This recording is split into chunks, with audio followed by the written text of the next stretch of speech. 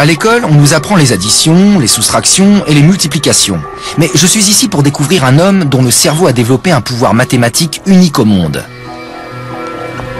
Je suis venu pour étudier le cas de Scott Flansburgh, qui prétend être plus rapide qu'une calculatrice.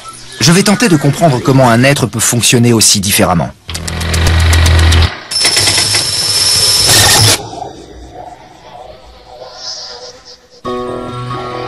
Scott fait le tour du monde pour transmettre aux enfants sa passion des mathématiques.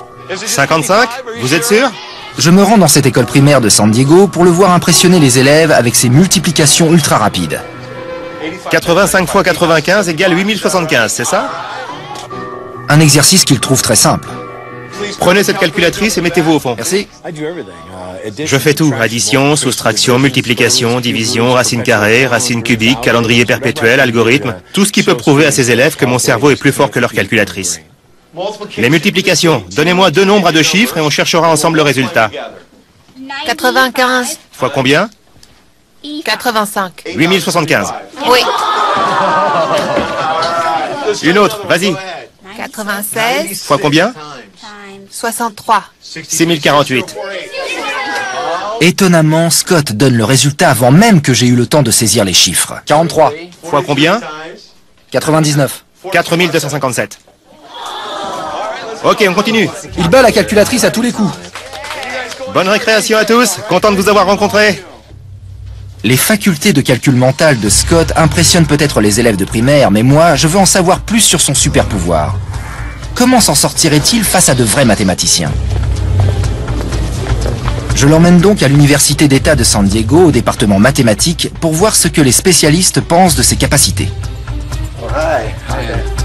Les étudiants et professeurs semblent douter que Scott puisse battre une calculatrice. Ce dernier décide donc de leur faire une démonstration de son incroyable talent, en calculant le jour de la semaine de n'importe quel événement historique. Si vous avez une date qui vous a marqué dans votre vie, comme un mariage, une naissance... Pour cela, Scott réalise plusieurs calculs complexes en moins d'une seconde. Commençons par vous. Vous avez une date spéciale? Le 1er octobre 1944. C'est votre date de naissance? Oui. Le 1er octobre 44 était un dimanche. Vous avez eu 18 ans en 1962 et c'était un lundi. Exact. Voilà, ensuite?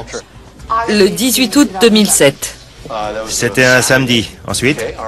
22 mars 1983. C'était un mardi. Personne sur Terre ne peut battre Scott à ce petit jeu. Ensuite? Le 16 décembre 1980. Mardi. Le 2 juillet 1986. Mercredi. Les étudiants sont visiblement impressionnés. Maintenant, j'aimerais savoir s'ils peuvent rivaliser avec Scott. Est-ce que certains d'entre vous seraient d'accord pour affronter Scott? Qui se sent de le faire? Oui? 4 mathématiciens armés de calculatrices et d'ordinateurs portables peuvent-ils égaler les formidables facilités de Scott? Vous pouvez utiliser vos calculatrices, ordinateurs, téléphones, appeler votre papa ou votre maman, ce que vous voulez. Nous avons une série de 10 problèmes. Scott sera opposé à cette équipe de l'Université de San Diego et à leurs calculettes. Tout le monde est prêt? Nous allons commencer par des multiplications de deux nombres à deux chiffres. Prêt? Les nombres sont 39 fois 78. 302. 3042. 3042, c'est exact. Scott a répondu le premier. 249 divisé par 7. 35,571428. Correct. Ok. Scott calcule plus vite que n'importe qui dans la pièce. Une racine cubique. 314 432. 68. Correct. La base non nulle est 32 32.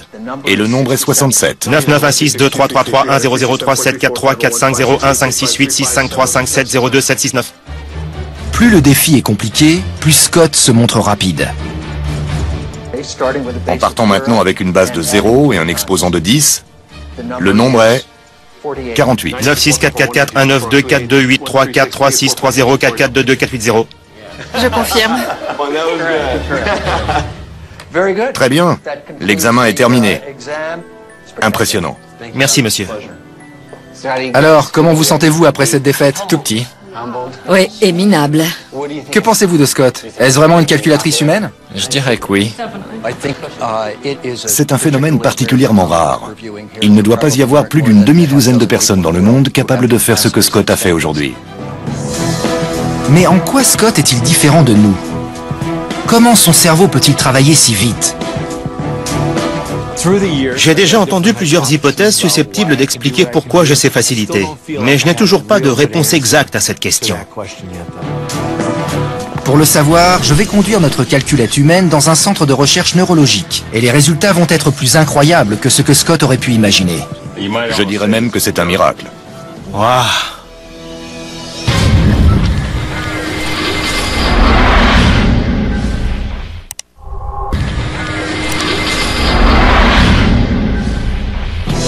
Je m'appelle Daniel Browning-Smith et je suis un super-humain. Ma quête d'autres personnes extraordinaires m'a conduit à San Diego, où la calculatrice humaine Scott Flansburgh a impressionné des mathématiciens grâce à ses capacités incroyables. Prêt? 249 divisé par 7. 35,571428. Vous êtes la personne la plus douée que j'ai jamais rencontrée. Je vais maintenant accompagner Scott chez un grand neurologue, le docteur David Hubbard. Bien, je vais vous expliquer ce qu'on va regarder. Le docteur Hubbard veut utiliser une technologie de pointe pour scanner le cerveau de Scott en temps réel, pendant qu'il exécute des calculs. Nous verrons ainsi comment et où il réfléchit. Mais d'abord, je veux que le docteur Hubbard voie Scott en action. On efface la calculatrice. Dans les écoles, les enfants pensent que j'ai mémorisé les réponses, mais ce n'est pas le cas. Je vais donc vous demander de saisir un nombre à 2 ou 3 chiffres qui va devenir notre nouveau zéro. 27? Quel nombre voulez-vous ajouter à ça? Le 62? Ok, on obtient donc 89 et ensuite 151, 231, 275, 337, 399, 461, 523, 585, 647, 709, 771, 833, 895. Comment faites-vous ça? Pensez-vous que les calculs sont inconscients ou préconscients? Dès que je suis connecté, ça s'enclenche. C'est impossible. Vous ne pouvez pas faire ça. Je dirais même que c'est un miracle. Le docteur Hubbard est maintenant convaincu et veut découvrir ce qui se passe dans le cerveau de Scott. Mais pour qu'une expérience soit valable, il faut d'abord des données de référence. Mon cerveau va donc passer au scanner pendant que je réalise quelques calculs mentaux.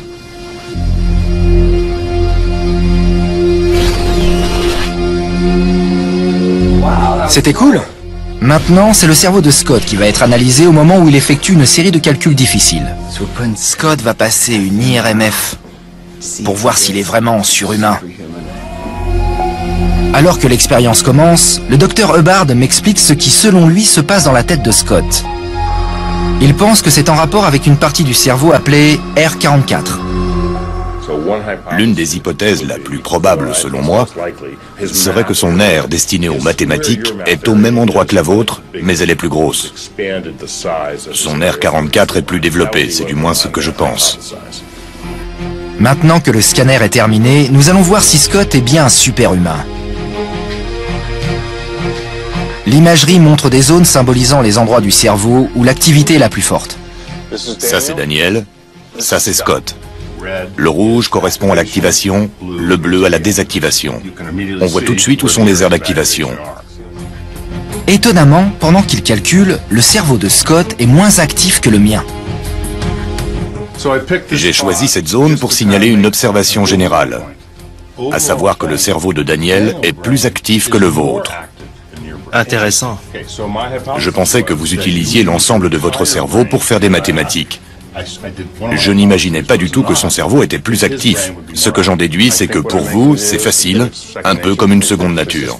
Exactement. Une seconde nature, c'est presque inné. La facilité avec laquelle le cerveau de Scott peut exécuter des calculs a surpris le docteur Hubbard lui-même. Mais il y a une autre découverte encore plus étonnante. Les deux aires principales qui sont censées s'activer sont l'aire 44 de Brodmann, l'aire de Broca, Oui, ça me parle. et le lobe pariétal. Et ce dernier est très actif. Ça, c'est l'aire 44. D'accord. Le cerveau de Daniel est donc conforme à ce qu'on aurait pu attendre. C'est celui d'une personne normale qui fait un test de maths. Bien, maintenant jetons un coup d'œil à votre aire de Broca. Chez vous, on voit une zone qui n'est pas la même que chez Daniel.